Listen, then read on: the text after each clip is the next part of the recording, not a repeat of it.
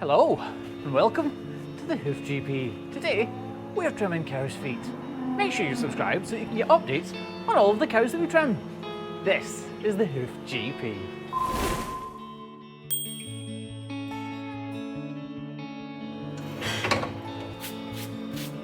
This foot is overgrown, and if we leave it like that, she's going to get a huge ulcer in here.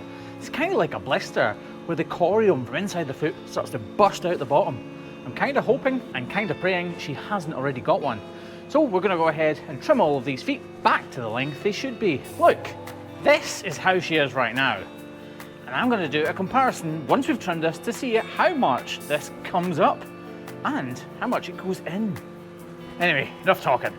Let's get to the grind. But I will never leave your side.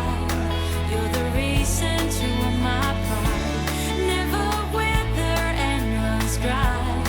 And your roses are my guides. Goodbye, my friend. Our love remains, but not this way.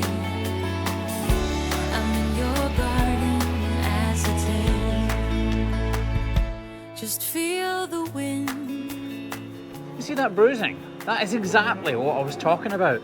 There was too much of this cow's weight being bared, born, put on this foot, and that would end up causing her some serious problems and discomfort.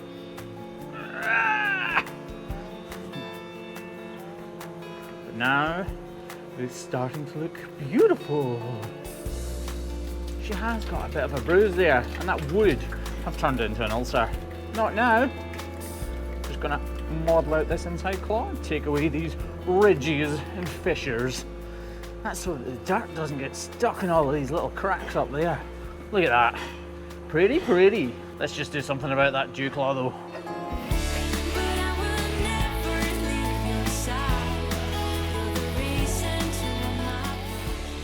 Look at the difference between now and what it was like before. But it is much better. Next foot. This one looks worse. Clearly there is way more overgrowth on this foot than there was even on the last one. So the likelihood of a problem being in here is much, much greater. Let's get her charted up and see if we can make it look pretty.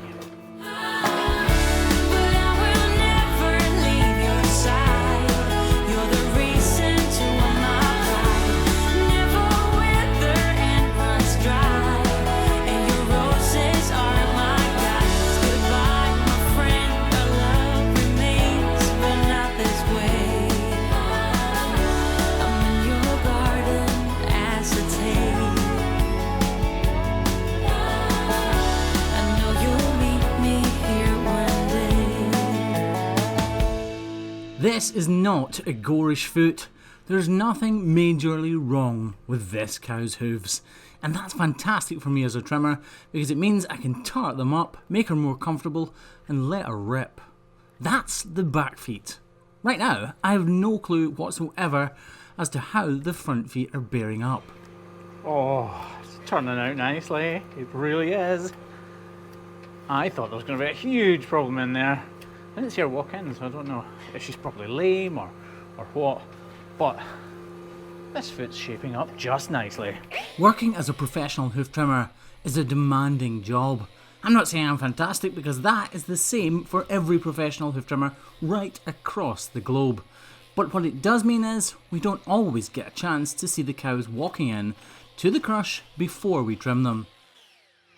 Again, clean off these heels, get rid of all the little indentations and fissures, which is a fancy word for little cracks, so that muck can't get stuck in there and cause nasty digital dermatitis infections. Look at that.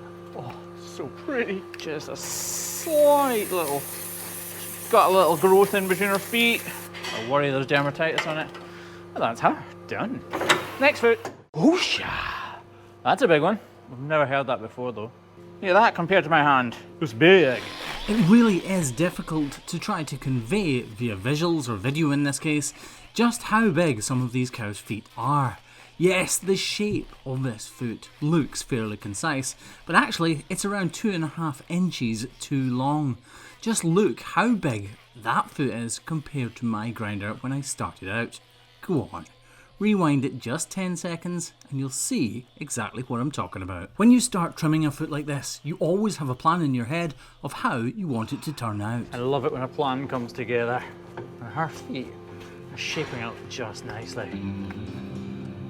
Imagine how much more comfortable she's going to be with her foot hitting the ground at the right angle. So if we do what we did before, hold my hand up against it and then compare that to the first shot, I think you can probably see a bit of a difference. I know I can. Done. By the way, I made a bit of an error. I asked you guys to send me flags, which was a good decision, but we've had a few sent us. Well, I say sent us, we've had about 2,000 emails of people telling me they're going to send them to me, and they have started to turn up, so I can't wait to see what the workshop's going to look like with 2,000 or 3,000 flags in it. On with the trimming. We got another big one. It won't always be this way. You will get there someday, babe. Feel the sun on your face. Visit Paris or Broadway and chill out on Sundays. So that was me actually using Craig's grinder. His is much less aggressive than mine. It's a different shape, it's a different style, different blades, different lots of things. He likes his to be nice and gentle, whereas I do the bulk of the work, so we need, sorry, the bulk of the trimming, not the bulk of the work. But I need to be slightly faster. And I'm used to using the more aggressive blade, so I really like it. Whereas this one, Craig really likes. Everybody's different. By the way, if you guys haven't already figured it out, Craig's got his own channel. It's called Craigie Boy and there's a link in the description below. Go over, check out his videos, there's like 20 on there. They're really, really good and support him as much as you possibly can. Just type in Craigie Boy, like on the screen right now, and you'll know what I'm talking about. It's all about behind the scenes of the Hoof GP, kinda. It's good. Anyway, head over there and let me know when you've done it. Cheers! Back to the cow. Oh, beautiful! That's that cow. Much more comfortable. You're welcome. Yes, you are. You're welcome. You don't have to say thank you. I know you mean it. Ooh, new shoes. It must feel really strange when you've got massive overgrown feet. Somebody does that to you and then you walk out, you'll be like, whoa, what is going on? These are nice, I like these. Anyway, that has been the Hoof GP. That's me, Graham Parker, and Craigie Boy. Go and check out his channel right now and let him know that I sent you. Although he kind of already knows because he just heard me. Anyway, goodbye.